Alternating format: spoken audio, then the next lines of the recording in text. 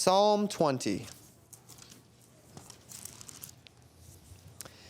As is common with a psalm when I step into it, I'm going to take the time to read it. It's just 9 verses this evening. And then after we read it, we'll begin to walk through it together. Psalm 20. To the chief musician, a psalm of David. The Lord hear thee in the day of trouble. The name of the God of Jacob defend thee. Send thee help from the sanctuary, and strengthen thee out of Zion. Remember all thy offerings, and accept thy burnt offerings. Thy burnt sacrifice. Selah. Grant thee according to thine own heart, and fulfill all thy counsel. We will rejoice in thy salvation, and in the name of our God we will set up our banners. The Lord fulfill all thy petitions. Now know I that the Lord saveth his anointed. He will hear him from his holy heaven with the saving strength of his right hand. Some trust in chariots, and some in horses, but we will remember the name of the Lord our God. They are brought down and fallen, but we are risen and stand upright. Save, Lord, let the King hear us when we call. So that is Psalm 20. We'll work through some introductory thoughts here. Now, this is written to the chief musician, which means it's written, of course, to be sung. And it's a psalm of David, so written by David. It would seem to have been written in preparation for a war or a battle or a campaign of some sort. As we see here, the idea of the Lord delivering and giving sacrifices and offerings, and then not trusting in chariots or horses, but trusting in the Lord. That's battle. That's battle language, right? Some trust in chariots, some trust in horses. We will trust in the name of the Lord our God. And then verse 2 seems to indicate that it took place after the sanctuary was brought to Mount Zion. So in verse 2, we read, send thee help from the sanctuary and strengthen thee out of Zion. It was in 2 Samuel 6, recall, that the Ark of the Covenant was brought to Jerusalem, which is called Zion. We read this in verses 12 through 19. And it was told King David, saying, the Lord hath blessed the house of Obed-Edom, and all that pertaineth unto him, because of the ark of God. So David went and brought up the ark of God out of the house of Obed-Edom into the city of David with gladness. And it was so that when they that bare the ark of the Lord had gone 6 paces, he sacrificed oxen and fatlings. And David danced before the Lord with all his might, and David was girded with a linen ephod. So David and all the house of Israel brought up the ark of the Lord with shouting and with the sound of the trumpet. And as the ark of the Lord came into the city of David, Michal, Saul's daughter, looked through a window and saw King David leaping and dancing before the Lord.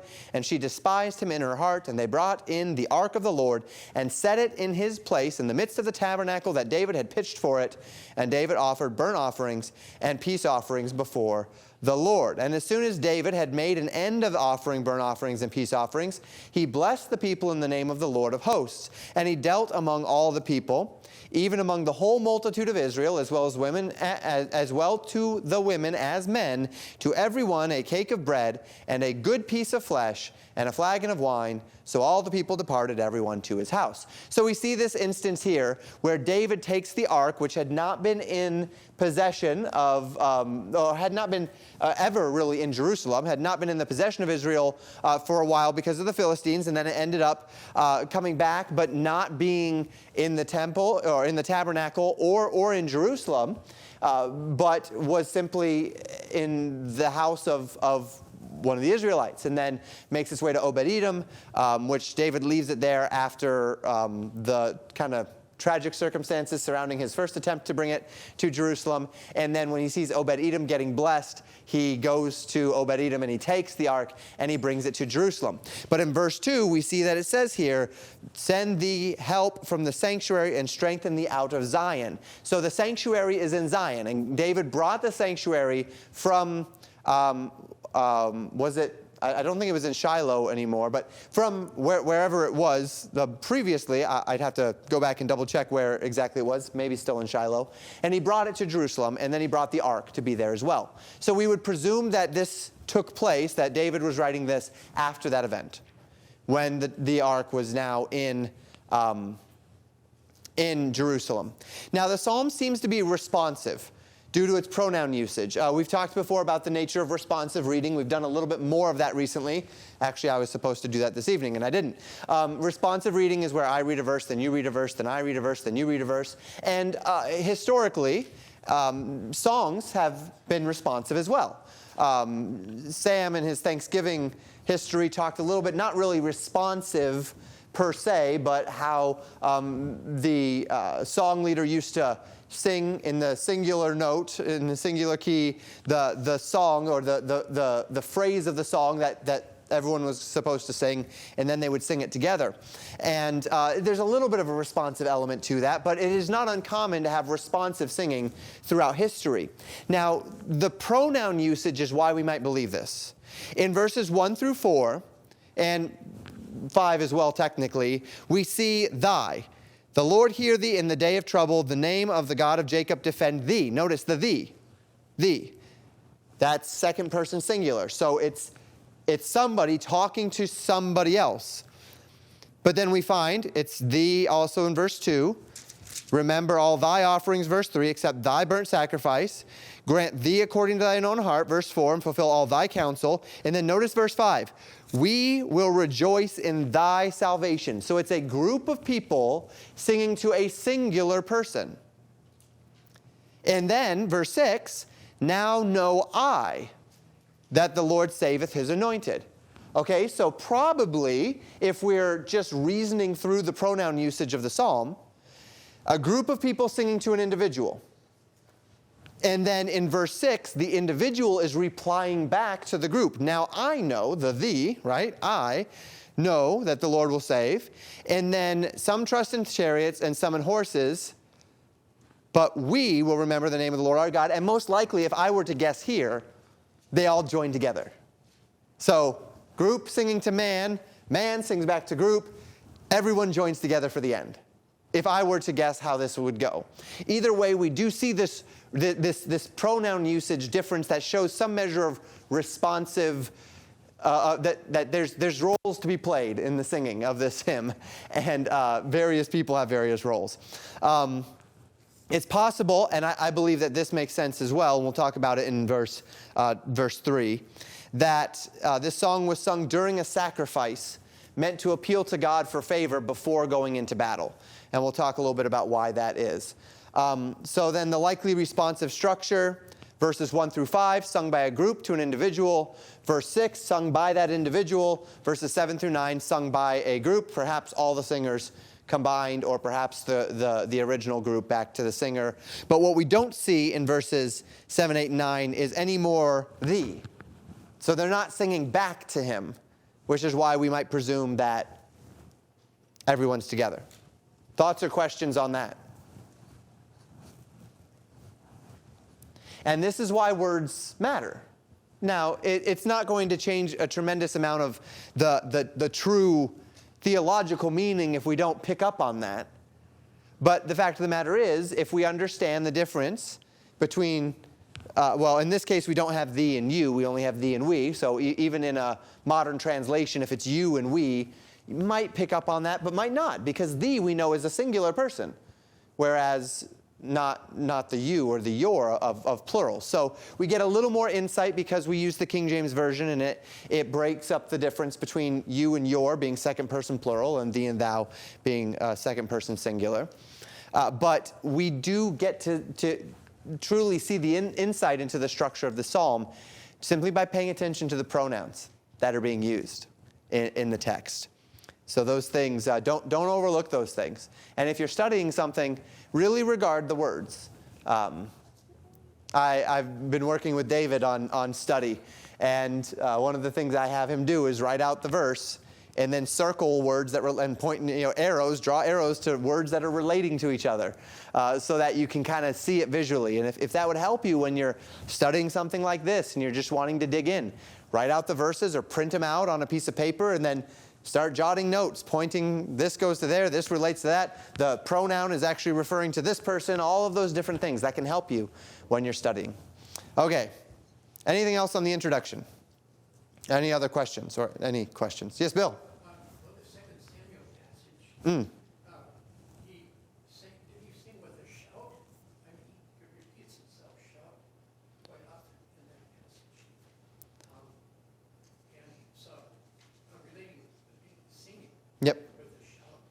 Yep. Yeah. Yeah. Absolutely. So it says in verse 15 there that they brought up the ark of the Lord with shouting and with the sound of the trumpet. So celebration, right, is the idea. We would see this as probably quite different from what we're considering in Psalm 20, where Psalm 20 is optimistic, but it's optimistic. It does appear, though, that the optimism is a preparation for battle, right? So there's an optimistic recognition of the Lord being our God and the one who will deliver us and the one who will preserve us in the midst of battle. But certainly a different optimism in the day that the ark came into Jerusalem, when that was nothing but just pure celebration, right, that the ark had come back. And it does reflect, we had asked on Sunday morning in Sunday school, what does it mean to be a man after God's own heart? And this is one of those times where we do see the heart of David, that he was just so, just to his core, thrilled to have the ark back in Jerusalem. This was not just like his forebears who brought the Ark of the Covenant to battle in order to manipulate God's favor. It was not that sort of an excitement. The excitement of, oh good, now we've got our lucky rabbit's foot.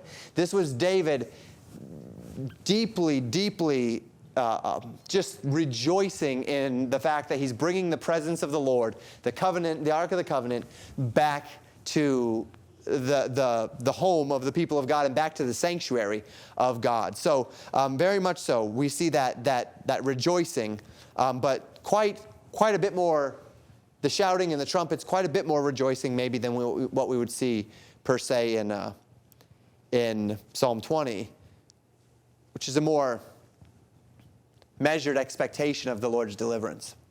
Good thought. Anything else? I don't know. Yep, I jumped out of. There we go. Okay, verses 1 through 5 then. Verse 1, to the chief musician, a psalm of David, the Lord hear thee in the day of trouble. The name of the God of Jacob defend thee. So we see this word here, and the most commonly translated word for this word here that we find is actually the word answer. So it's not so much just the idea of receiving, but it's actually the idea of receiving the request and then replying to the request is significantly more the idea that we find. The Lord hear, or the Lord answer thee in the day of trouble. So in the day of trouble, the Lord is going to do something. He's not just going to, and it's the idea that it happens with my children, where they'll say something, and I don't really necessarily feel the need to give them a direct answer, but I'll look at them and I'll say, I've heard you. So there is an acknowledgement of presence, of request, and an acknowledgement of reality of the situation at hand, and then the desire is that, of course, the Lord would answer with deliverance, or they would answer with victory. But that's kind of the idea there. The Lord hear thee in the day of trouble. And then we have this idea of the name. And we've talked about this a number of times before. The name of the God of Jacob defend thee. This can mean a moniker, right? A name like Jamen or Sam or Nelson. But it quite most often in the scriptures means reputation, authority, or character, right? The essence of God. This is what we mean when we say, whosoever shall call upon the name of the Lord shall be saved. The idea of calling upon the name of the Lord is not crying out Jesus explicitly. Now, if someone cries out Jesus in the name of the Lord, then it's valid, right? It's the same thing, but it's not the 5 letters JESUS do not have some sort of magic power, right? It's simply calling upon the character, the reputation, the authority of Christ, the works of Christ, the reality of what Christ has done for us that brings about our salvation. And so that's the same idea here. When they say the name of God, and we'll see this more than once, the name of God, the name of the God of Jacob defend thee, the authority, the character, the person of God, his promises, his will, his character, as we align with him, may he defend. And of course, as we've already said, this is a group singing to an individual. Now, if you were to guess who that individual is, what would be your thoughts?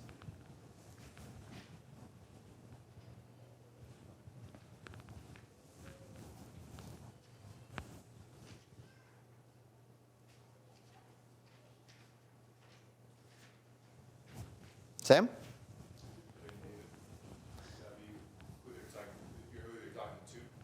Right, yeah, who the thee is, who they're singing to. That would be my thought, yeah. So there were some commentaries who thought that maybe it was to the high priest, and the reason why would be specifically because of the sacrificial potential here, but I would disagree. I think it's the king. Whoever the king may be. Of course, David would have written it initially for himself, and then perhaps would have continued throughout various other kings. Could also maybe be like a general type idea, whoever it is that's leading the troops into battle. But if I were to guess, especially, in this day, because the kings were those that went out to war, I would believe that it would be the king. That is the thee. And then the we are the people that came to petition the Lord for favor in battle. And of course, the king would have been the general, generally speaking, anyway. Sung to someone, and here I put the king, wishing God's protection upon him. And the group appeals to God's name, his promises, his faithfulness to be the king's defense. Questions on verse 1? Pretty straightforward. Nathaniel? Very good point.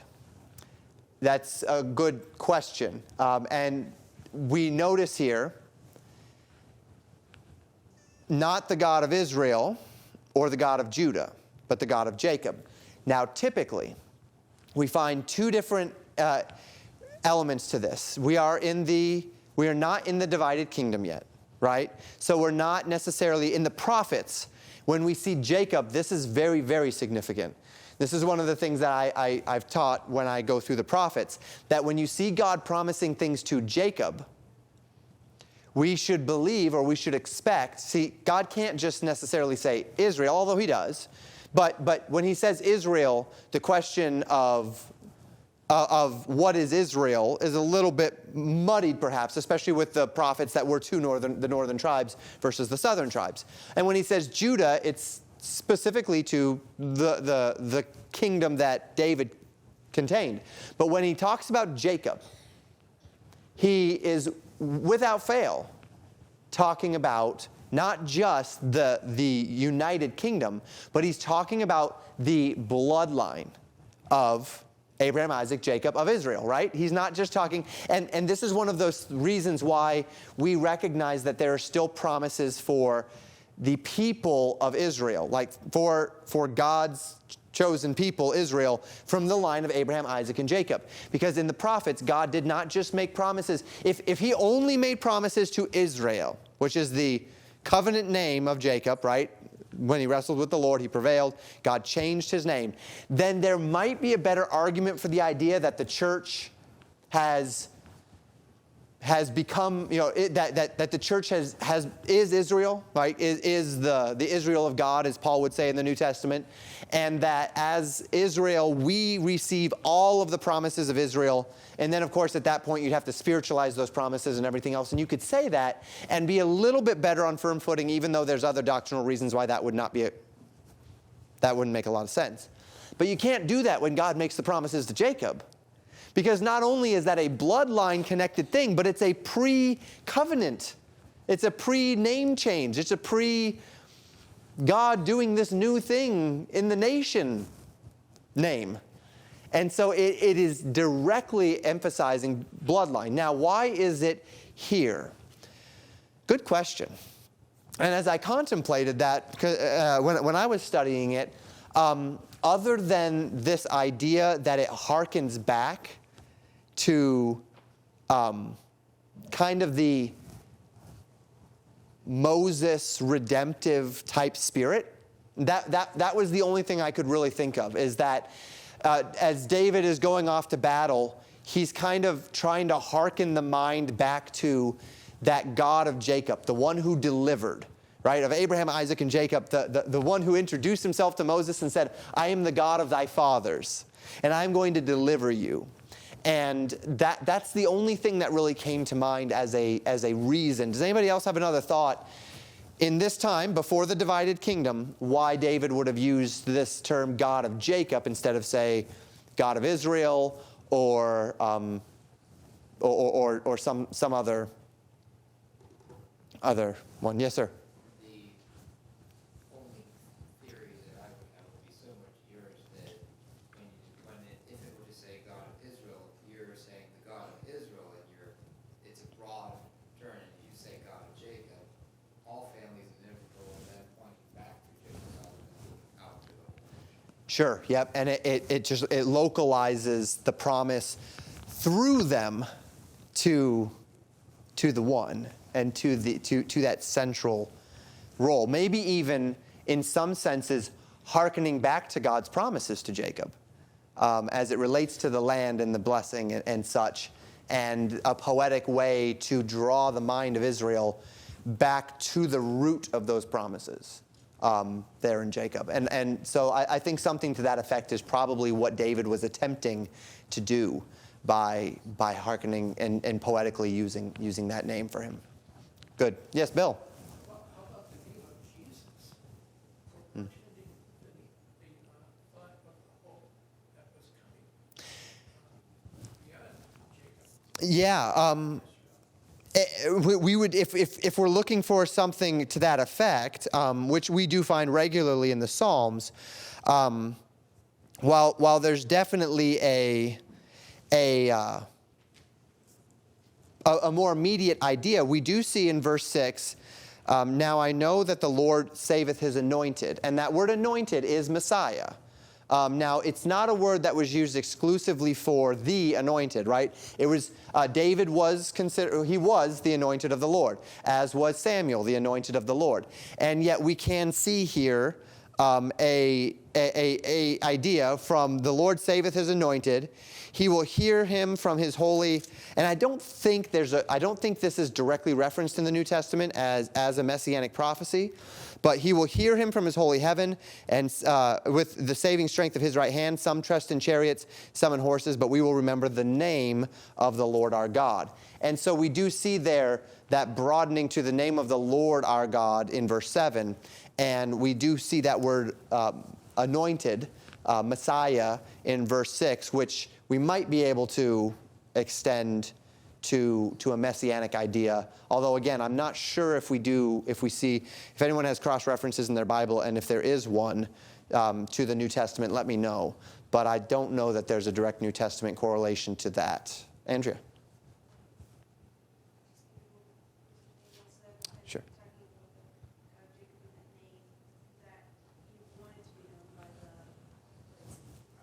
Mm.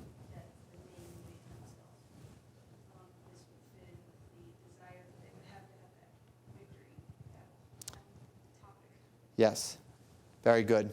Yes, God desired to be known. And of course, the name, which was already invoked here, the Lord hear thee, right? That name was the name that God introduced himself as at the burning bush to Moses. And that was the name that Moses, as it were, had to convince the people of, as it related to, this is the God of Jacob that is interacting with you.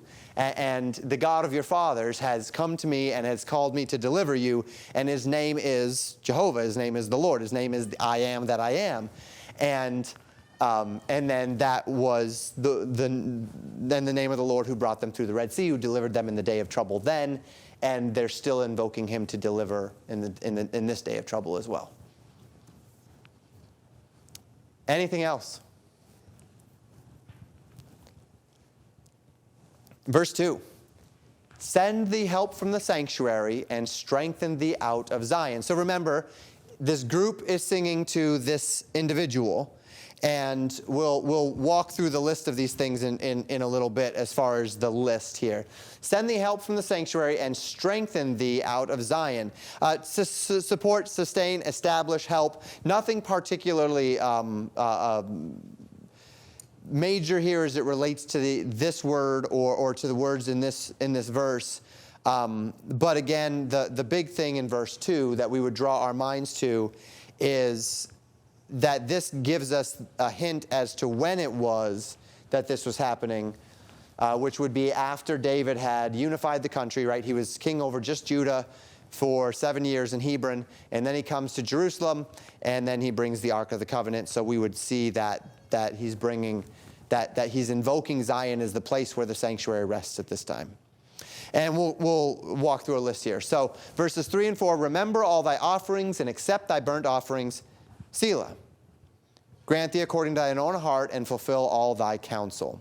Now, we'll talk about a few words and then we'll kind of reference the Selah. So remember, call to mind all thy offerings, and then accept, or in this case, this would be to be satisfied with thy burnt offerings. Now, most likely, let me see. I don't want to get ahead of myself. Let's talk about these other words. Grant thee according to thine own heart and fulfill, meaning to fill, all thy counsel, all thy advice, all thy plans. And of course, this is the king, right? Not God, but the king's counsel, the king's plans. So in other words, the prayer is that God would accept the sacrifices of his sacrifices, and then that he would thus take what was in the king's heart as it relates to the battle at hand, as it relates to what was about to take place, and that he would allow it all to go according to plan. That there would be a fulfillment of the counsel of the king as it related to his endeavors on the field of battle. Now, so we see a list of requests here, which the people make for this one whom they are blessing. The God of Jacob, defend thee, send thee help, strengthen thee, remember thy offerings, accept thy offerings, and grant according to his heart and fulfill his counsel. Now notice there with verse 3. If I were to guess, I would guess that Selah was when the offering took place. So they sing, the Lord grant thee, the God of Jacob defend thee and send thee help, strengthen thee, remember or regard thy offerings, accept thy offerings, and then offering is made. So it's kind of a benediction for the offering itself. However long it takes, I don't know if that's just lighting the animal on fire or if they went through the whole process of killing it, and probably not the whole process. It was probably they would prepare the offering, and I would assume, now there were certain offerings that the king did do. Now, the extent to which the king himself would be involved, seems as though the high priest would probably still be the one doing it. So the people are there. The high priest is most likely there. The people are singing to the king. And then at this Selah, the high priest then makes this offering unto the Lord. That's my thought. That's probably why the Selah was there, and why it is where it is. Maybe not, but and this is why I think that. They haven't finished their blessings yet. So if it was kind of a contemplate all of these blessings, you'd think it would be at the end of verse 4 that the Selah would be there. Because that's where actually are there's no, there's not any in verse 5. So you'd think it would be at the end of verse 4 so that he can get all of the blessings, and then once he's received all of the blessings, then there can be the pause. But no, it was right after the remember and accept thy burnt offerings and sacrifices, and then the pause, and then there will be more blessings. So that's what causes me to contemplate that that's probably where a sacrifice was made. Thoughts, questions on that? We're all speculating, but... I've never contemplated an offering being made during the Psalm 4, so that's a new thing for me, and I appreciate the idea to contemplate. It may not have been, right? But it may have been. So I'll throw it out there. And then grant thee according to thine heart and fulfill all thy counsel. And so that's kind of natural. The first is prayers and blessings for defense, and then acceptance of sacrifices, and then the sacrifices are made, and then now may the Lord take all that is in your heart and all of your plans and bring them to fruition. Yes, sir.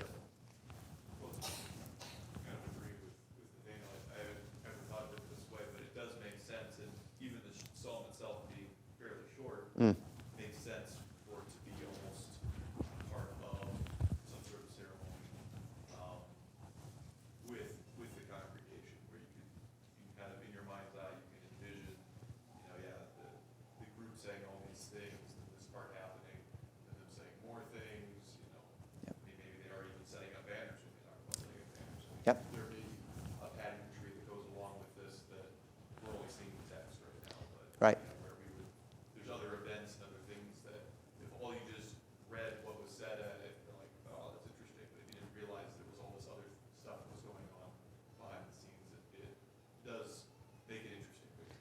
Yeah, and we're not a ritualistic culture. Now, there are, the liturgical denominations have more of this, right? Where the pastor will get up or whoever and will chant something, and then the people will chant something back, or we'll say something and the people will respond. And there's kind of that more ritualistic idea. And so there are some connections to church history as it relates to this. But the United States as a people, and then us as Baptists, are so not ritualistic. That we really don't have a great frame of reference for the idea that the nation or even a smaller group would come together and do some sort of something like this. You might see it around Christmas time, like, lighting of a tree, where you have some singing or whatnot every year, and then at a certain point the tree lights and whatever the case may be. You see a few of those things here and there, but it just doesn't happen much. And so we don't have a lot of a frame of reference, but exactly, quite possible, as you said in verse 5, that they may be setting up banners, or maybe that's when the banners that would go out to war, right? The flags, that's when they'd raise them as their, and this, who knows, this may have been the last thing before they went out. Like the hosts of the armies are there, and the king is doing his final sacrifice before the hosts leave, and they follow their king out to battle, and they may raise their banners as they're singing this and then go out. But Andrea.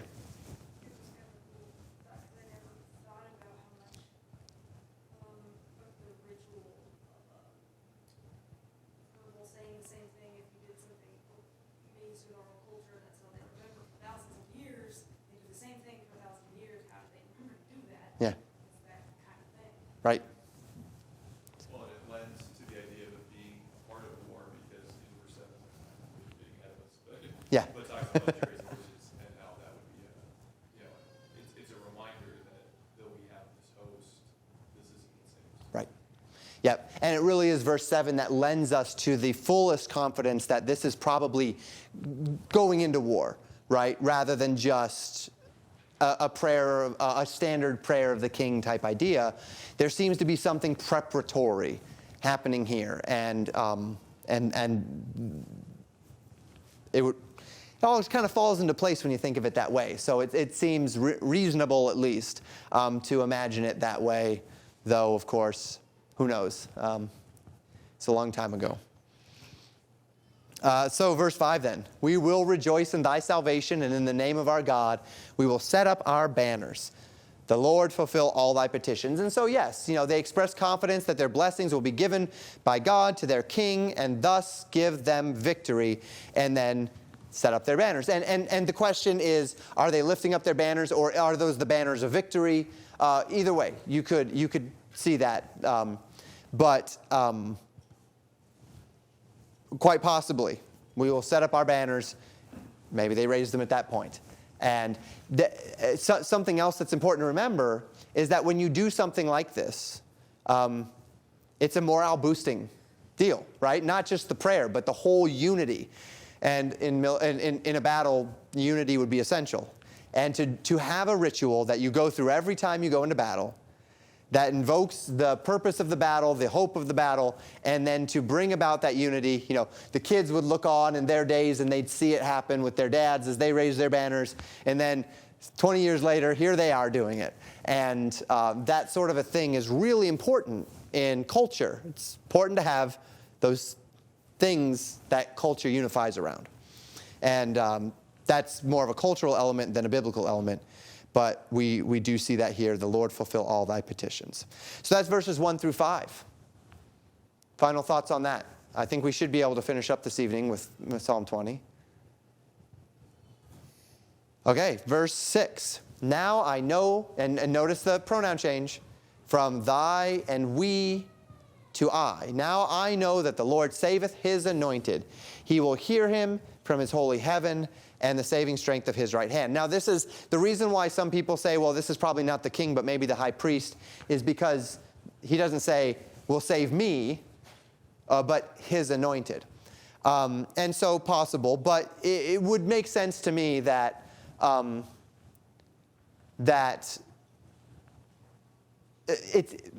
it doesn't strike me as being out of character for one when he is called when he is emphasizing the position he's in rather than the identity of himself, right? The fact that he is the anointed of the Lord, and thus in this kingly line, that he would use kind of that third person idea to express the concept of being the anointed of the Lord, and emphasizing, completely separating it from the fact that he is the anointed and saying, the Lord's not saving me, the Lord is saving the man in the position that he has anointed to lead his people. And that happens to be the king. And so that's kind of where I believe that would fall in. Thus, I like the idea that this is the king. If it was the high priest, if it was someone else, could be. But that's my thought as to why it's perhaps the king. And this word anointed is Meshiach, or Messiah, the anointed. And when we think of Messiah, we directly relate that to Jesus, who is the Christ, which also means anointed. But as I said, David, Saul, Samuel, many men. Jeroboam was anointed by a prophet. Many of them were those who were anointed of the Lord. And in this case, we kind of regard the whole kingly line of David as the anointed line. And we see that in 2 Samuel 7:14, where God promises to David that there would not cease to be one that sits upon the throne from his line. Yep, so we would expect this to be the reply of the anointed, in this case the king, and he replies with the same confidence as his people. Thoughts on verse 6? Sam? Well, just to emphasize what you were saying about this being the king, historically, kings and rulers both refer to themselves in the third person. Right. It's not even unusual historically for a king to talk about what we. Yeah, well, right, yeah, and so there's the him and there's the we, and both of those are common. So the we, the idea of the king referring to himself in a we, is called the majestic plural. And that's the idea that a king sees himself as the representative of his people or as the embodiment of his people. I actually do this when I pray on Sundays. If you've noticed, I don't say I pray, I say we pray. I'm speaking for the church in a sense, as and that's how, and you'll hear my son saying it that way because he's learned to pray for me. So he says we pray, and that's the majestic plural idea, right? I'm the one that's praying, but I'm kind of praying as a representative of the group in this corporate setting. I don't say we when I'm on my knees in my closet. I say I, but here I say we, as sort of a representative idea. And kings did that all the time. And it's the same thing with the third person, that for a king to speak of himself in the third person, the Lord will save his anointed, almost has a bit of an air from a political or a cultural end, almost carries with it a little bit of a humility type idea there, as it takes the attention off of, again, him directly and onto his position, like a politician talking about the office of the president, or the president talking about the presidency, or whatever it might be, where he's invoking his position more than himself, right? As sort of an idea. And so you're right, from history. Sam? Also, David held the anointed in such a high regard. He did. See how he treated Saul and other things where this is a Psalm of David, so that would have been something that was very important to David as well. Yes, yeah, absolutely. David deeply, deeply respected that the reality of being the Lord's anointed. So much so that, with Saul, and we know how rough it was with Saul, and he refused to kill Saul because he would not touch the Lord's anointed. So yes, David is invoking something bigger than just himself. And that's very important. This is not, and I think what he was doing here is he was setting up a tradition. This was not something that was supposed to be rooted in him. There are many very personal psalms where he talks about himself and he invokes his own angst or his own journey or his own faith. But this is one that does seem to be something that he made as a way to usher the generations into battle, from generation to generation to generation. And it seems to be written to accomplish such a purpose. Good. Anything else?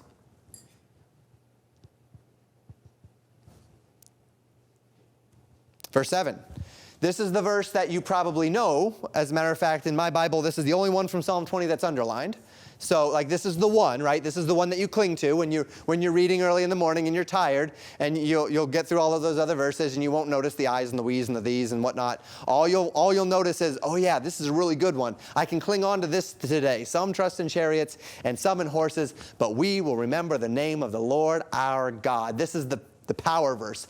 And to that end, this is the first verse where they all come back together. Right? So this is like the declaration. I don't know if you've ever been in a larger church when there's been singing, or a large group where they're singing. I remember back in Pensacola, when the church would sing "It Is Well." You'd sing it, and then there'd be the crescendo to the last verse. And Lord, haste the day. And then, people are just belting it out, and there's 1,000 people there, and it's resonating and whatnot. And you can kind of get the idea here that the people are singing, and they're singing this expectation, and then the animal is sacrificed, and then they finish singing this blessing, and then the king replies that he knows that the Lord will do this for his anointed, and then you can kind of imagine a crescendo here as they come into the some trust in chariots and some in horses, but we will remember the name of the Lord our God. And there almost seems to be a built-in crescendo, right, at this point in the psalm. Remember there means to recall, to mind, to mark, or to mention. We will mark the name of the Lord our God. We will remember. We will set we will elevate, right? We will sanctify. We will take the name of God, which again is not Jehovah implicitly or explicitly, fine implicitly, but not explicitly Jehovah, but the character of God, the promises of God, the nature of He who is the God of Jacob, the deliverer of Israel, the deliverer of His anointed. And we will mark that name because that's what we're trusting in. We're not, I don't know if Israel ever had chariots. Northern Israel did, I know. I don't know if southern Israel ever had chariots. But one way or the other, we're not trusting in the chariots. We're not trusting in the horses. We've marked the name, the character, the faithfulness, the enduring faithfulness of the Lord our God, and that is what will carry the day. And that's the idea. Likely everyone's singing these final verses, proclaiming their trust for victory is not in the material strength of the army that they have, but in the strength of the God whom they serve. Thoughts? Andrea? Yeah. Yeah, invokes the Egyptian. So when I think of some trust in chariots, I think of Egypt. I think of Barak and the chariots in Barak's day that got stuck in the mud when God brought the great storm. The song of Deborah, right? And Barak. And they talk about how the Lord delivered the chariots, and the chariots got the Lord rained lightning and rain down from heaven, and then the chariots all got stuck in the mud, and they were not able to function, and thus the advantage of the enemy was thwarted. And you think of those different times with chariots. But most certainly, I'd imagine that invoking back to Moses and the chariots in the Red Sea would again be very much so an idea. And from a purely I don't want to use the word political, but from a purely nationalistic perspective, this is a masterstroke of a whole ceremony, right? Invoking all of the history of Israel's great victories back to Moses, right? The prototypical general sort of idea. And so invoking all of that history and kind of this responsive idea, and having the sacrifice in there, and the singing together as a congregation, it really is a masterstroke of nationalistic of songwriting. But it's also Deeply spiritual, right? Deeply spiritual. Did you have something else, Nathaniel, or were you going to? Basically the same thing, but just the chariot and the horse being the military thing of the day. Right. And so everybody else has got it, and that they got this is what we got. Yep. And it was the great military advantage of the day, right? Chariots, they're modern tanks, ancient tanks.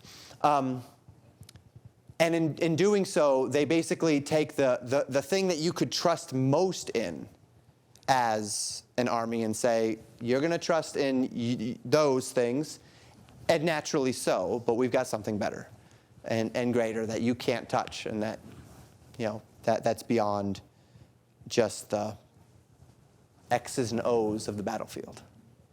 Good. And of course, this is the verse that we do cling to. This is the one where we remember, whether that's going out soul winning or whether that's endeavoring to, whether that's the mission field, whether that's endeavoring to do some great work for God in any way, shape, or form. We recall to our minds that we are not trusting in chariots and horses. In other words, we're not trusting in money, right, to build this church. We're not trusting in numbers. We're not trusting in best business practices. We're not trusting in an alluring building. We're not trusting in those things. We're not trusting in a fancy website. We're not trusting in good audio quality on our recordings. Now, these are all fine things. I'm sure David was very happy to have horses, and if they had chariots and men, and those things are kind of important.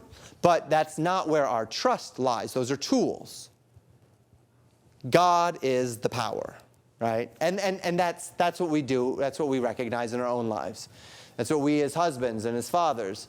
Yes, I work. I earn money. I take care of my things. I repair them. I learn the skills necessary. I'm faithful with my children to do the things that I need to do to get them in the Word of God, to keep them in church, to help them understand the Bible, to help them memorize the Bible. But all of the tools that I have at my disposal in order to bring myself material success or temporal success are just tools where the battle is won is with the Lord, right? That's what we trust in. Good. Anything else on verse 7? Nathaniel? The childhood application would be when you're driving a car, you don't trust the car because you already know. That was just the extent of that verse. Don't trust the thing and never God. Yeah. Amen. Yep. Good. Verse 8, they are brought down and fallen, but we are risen and stand upright. Now, this seems, we'll talk about the words here. Brought down and then stand upright are the two there. My apologies, I was working through trying this system, and this is where it broke down a little bit on the overlaps. But to bow down or to bend the knee, and then the idea is to return or to stand upright. And there does seem to be the only way that I could put it would be they being the enemy, and there's an anticipation, is what it seems to be. They are going to bow, they are going to fall, whether that be bow the knee as in we give up, or bow and fall and die. There seems to be the idea of they're going to fall down, and we're going to stand again. And notice there, the stand upright does mean return or go about. So the idea is, we're going to clash in battle, they're going to stay there, and we're going to come back. And this would make a lot of sense as well. If the armies are there singing, and maybe at this point, maybe it actually went like this. The army sings to the king sings back to the army, and then when they all come together, the people that are around are singing this as well. And the idea being, we're trusting in the Lord, they're going to fall, we're going to come back. Or maybe still just the military. But how important would that be for the people listening? For the moms and the kids to hear the fathers singing, we're going to come back. Right? We're going to stand upright. They're going to fall, and we are going to stand and return. And that would, again, it's a master stroke of a song for a military, for morale and everything else. But this is the confidence that they have in their Lord. that we're doing it God's way, and because we're doing it God's way, we're going to get God's results. And don't we just know that to be true? That when you do it God's way, you get God's results. Every time. Now, God's results may not always be what we expect, because His ways are not our ways and His thoughts are not our thoughts, but our loyalty is to God's results. Now here, they knew what to expect because they knew what would happen if they aligned themselves with God. They will get the victory. That's what God promised. Now God doesn't necessarily promise us results. Now there's certain things. God says that we need to take no thought for what shall we eat, what we shall drink, or wherewithal shall we be clothed. So we can rest on that one. And this is kind of that George Mueller idea where he sits down for a meal that he doesn't have and thanks the Lord for the meal that he does not have.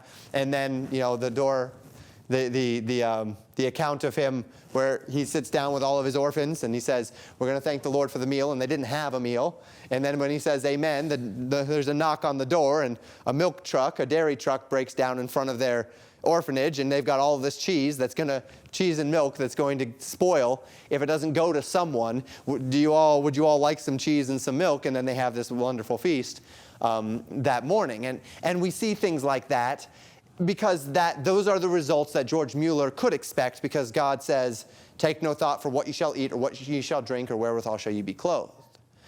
But there are other things that we can't say, yes, God has promised me this or that, but our loyalty is not to our desire. Our loyalty is to God's best. And if I have what is God's best, then I am where I want to be, even if it's not where I would expect to be or where my carnal part of me would desire to be. I don't want to be anywhere else but exactly where God wants me, because that's where there's safety and joy and blessing. And then verse 9, save, Lord, let the king hear us when we call. Now this is the only time the word king is used in the text. And if I were I say it's clearly, I don't think it's the king of Israel. I think that's God, which I think is wonderful. That David writes this hymn, and he calls himself the anointed of the Lord, which is a title and a position of authority, but it's also, he divorces himself from it. There's a humility to it. And then the one time that he talks about the king, it's not the king that's going to save us or hear us. It's the king. Reminding the whole nation who the king of Israel truly is. And it's not David, the anointed. I mean, he is. But it's the Lord who saves. And so the king of Israel is called God's anointed, and I believe God is the one here that is being called the king. Nathaniel? Why not capitalize king? Maybe the King James translators don't agree with me, because they probably would have if they interpreted it as God. I don't recall seeing any notes in the King James as it relates to this.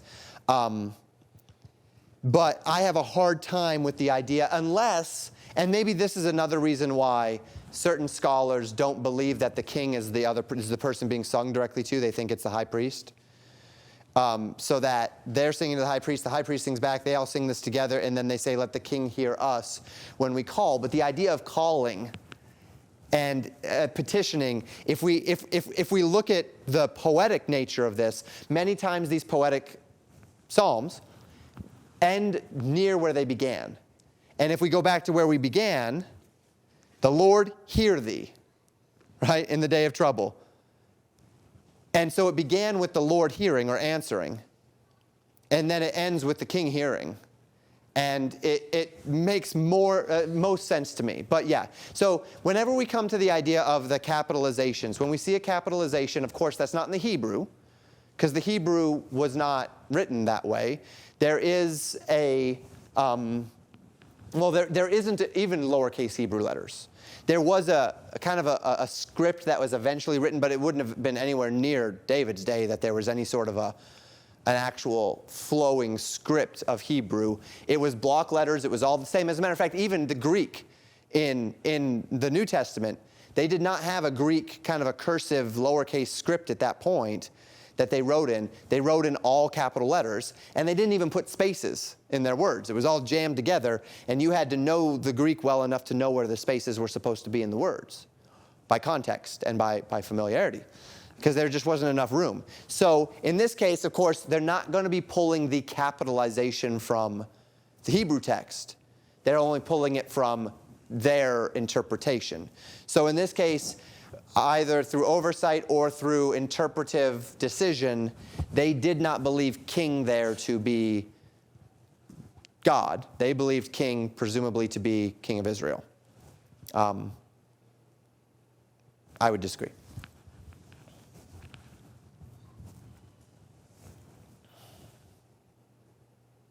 Any final thoughts on Psalm 20? Is the here in verse 9 the same answer? Good question. Let's check.